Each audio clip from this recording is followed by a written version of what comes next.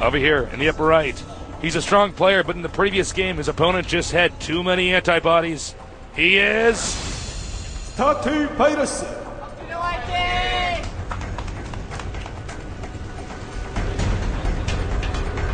And down here in the bottom left, we have our Zerg player, champion of GSL Season 1. PSA Fruit Dealer. The fruit dealer. There he is. You want some fruit? Opens up his trench coat, all sorts of fruit inside. Now, a little story, guys. Oh, by the way, thank you to Intel and G-Skill and Coca-Cola for supporting us. A little story for those of you who are a little bit new to the GSL. Wonky, the fruit dealer, he actually was a StarCraft 1 programmer for a period of time, and it was it his father or his mother got cancer? His father got sick. Father got sick. I don't know that it was cancer. Yeah, I can't confirm it was good, but some very severe illness. And he had to quit being a pro gamer and actually sell fruit on the side of the street. He was a very promising player on the Eastro Pro Gaming team. He had a lot of potential. He had actually beaten Nada on TV in Zerg vs. Terran. Yeah. So, if you don't know who Nada is, well, first of all, who are you? Slap yourself in the face. Somebody's there with you, have them slap you in the face. You got to know who Nada is. But this guy sold fruit for a period of time. Yeah. And then, things started to stabilize. StarCraft 2 came out, and he stuck with the name, the Fruit Dealer. Yeah. It's such a cool ID. In fact, his old ID was cool. Yeah, his old ID was cool. It was actually the word cool. Yeah. What's cooler than the word cool? Fruit Dealer. So, these positions will actually favor Zerg with the tremendous distance in between the two players. And I got to point out that, well, both of them are fast expanding as we see, but Fruit Dealer is taking the front expansion first, and I like that, because a lot of Zerg just are like, oh, I can't possibly lose if I take that back to base, but it's less mineral patches, it's less gases. Let that be an easy third base. Let it be an easy third base, please. Thank you. I would be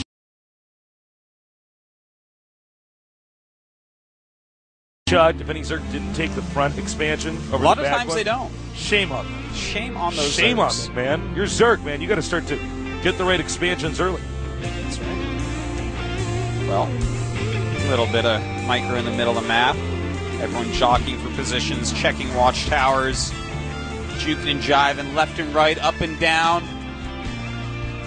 You know how it is, Tasis. I know how it is, man. I know all about that. Pretty big wall in here. No Shruggers walling in, not just because it's Zerg, but because it's Fruit Dealer. Well, Tasis, Fruit Dealer does love to bust down walls. Being a player from early on in the beta, very successful player, perhaps the most successful player in the beta, Fruit Dealer built up a love for Baneling Bus, which did dominate for a couple of weeks. Yeah. Everyone was like, how do you beat this? No, I remember that in the beta when some kid would just I'd wall in, and Banelings would just come and blow up my entrance and they get my base, and I'm like, oh, God. Well, now, we might see a stim timing rush. He is getting a factory, though, so I'm going to go ahead and say no. Third base going up for Fruit Dealer already. Very good choice there because, well, his opponent has taken a fast expansion, and there's no possibility for Virus to attack him anytime soon with anything scary. So taking that third base is very smart. Fruit Dealer should drone up like a maniac, get an insane economy going, and take down those rocks. Now, a Zerg against a good player can be a bit of a tightrope walk because obviously in the early game you want to get drones, but good players will fake an attack, they'll feign pressure over and over and over again. It's scary when you're making attacking units, so then you don't have drones when you're actually in the mid game. Yeah, that is part of the dance of playing with Zerg and against Zerg. You have to tread this very fine line and get as many drones as humanly possible so that you get huge production later. And if someone successfully denies you that and scares you into making units too much, you're going to lose.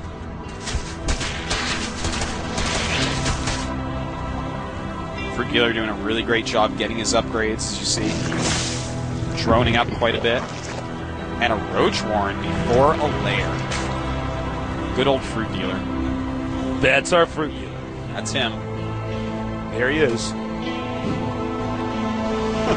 That's my little boy. That's that little Fruit Dealer. Baneling's Nest on the way. A ton of drones still being produced. And what Zerg is doing, and this is the same rule for StarCraft 1, is when you get a very solid, nice escape alert, if you're not being bothered at all, what you're going to see is them sort of tech and get a bunch of tech structures at once and keep cranking out drones. And what they're doing is they're preparing for the late game. Yeah.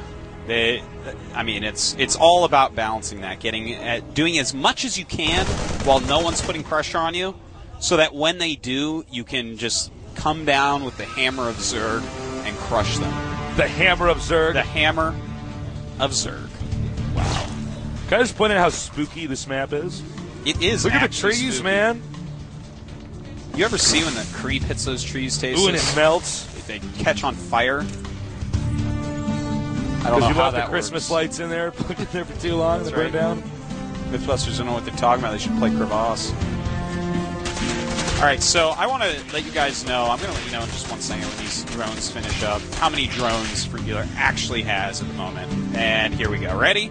60 drones against 42 SCVs. So Fruit Dealer has truly made quite a few drones. The attack is beginning to move out, and this is where Fruit Dealer starts to make nothing but units. Just pump out a ridiculous amount of units. His lair is done. And here comes Fruit Dealer. He wants to, I believe he grazed by those units enough to see them.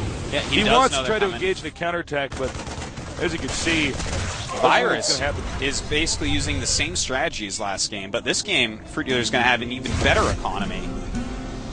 But I don't know, Tasteless. Looks like he is truly liking this style. Just fast expansion into a bunch of Marines and Siege Tanks. Get a little time push. Yep. Forget Metaverse. Forget about those things. Those things are passe. Oh, fake Marine. Oh, murdered. They're not one of us. Even though you're told it's a changeling, Tasteless, I bet you there is some reservation as a Marine shooting that thing down. I bet.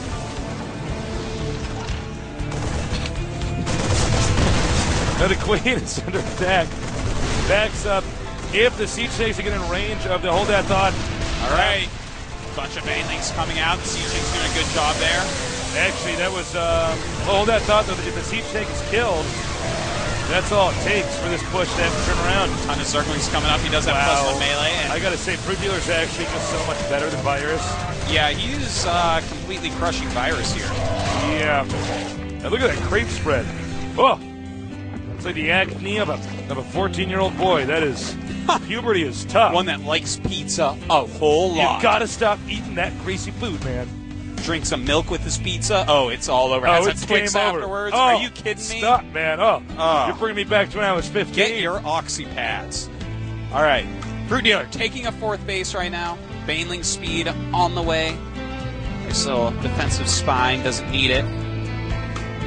Well, here's the problem is when you do these 2-base mid-game pushes, even if the 3rd base like this is almost free from the Terran, it's very difficult to recover because Zerg can double expo.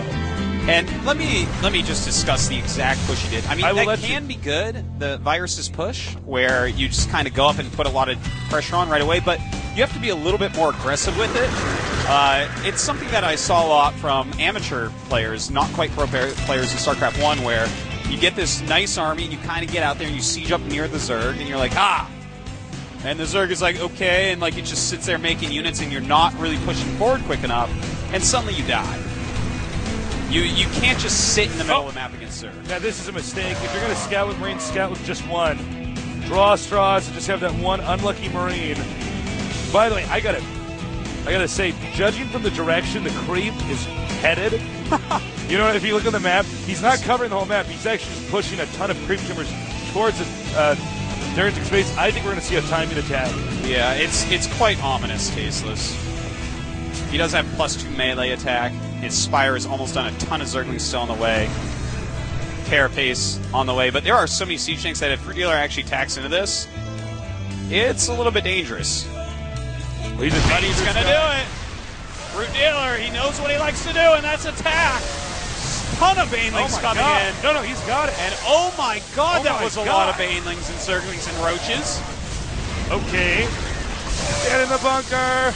Oh, no. Well, that's basically Dealer. the game. You know, some people were talking about how Fruit Dealer has not been as exciting as the other previous GSL champions. Hasn't been keeping up as much, but guess what? Obviously he has. Totally Damn. crushing Virus, a very high-level and talented player. All right. Damn. I cannot believe how good Fruit Dealer is. Actually, I can believe it, but I'm just shocked. Well, The first game was a little bit more impressive than the second game. Fruit Dealer's Virus's got it. play, I mean, Virus is a great player, but his play just wasn't really all that impressive. He did, I mean, that can be a good timing, but he just, I mean, Fruit Dealer just ran circles around him, man. Yeah. Fruit Dealer showed that he is a different class. He is S-class. He's S-class. Well, I think rightfully so. Fruit Dealer will stay in Code S for Season 6. And Virus is not out of this yet, though. Virus fans. Yeah. He's going to be facing Ace next, his teammate. And That sucks. That's painful, tasteless. Yeah. But Ace, I definitely put a step above this guy. I mean, Ace has a lot more experience. For instance, during the team league, Ace was one of the better players on StarTale, I felt. And Virus, not so much. Also, of course, Ace just won IEM. He's got to be feeling pretty good about that. Yeah. I mean, Just dominating. well, it's going to be a hard there's- match for Virus. You know, Virus doing the two-base push like that could just be a little bit risky. I think that on the first map, that makes sense. You go up that back passage, my secret hallway, and I love having that part of the map. You go up that, and you can push there, and if you do it right and you got good defense, you're going to win. But in game number 2, that's no map where you should be doing a two-base timing push. Yeah, I didn't like that either. If you're going to hit some sort of two-base timing there, maybe it needs to be like a stim timing, you know, like Yeah, maybe one without without Or- tanks or something, or push it I would much actually- quicker than withdraw. I would go with Hellions at the start on that map. Start to burn down creep tumors. We're going to have a 1-minute break, all right? So, we'll be back soon. Can't think of anything for you guys to do, but we'll see you soon.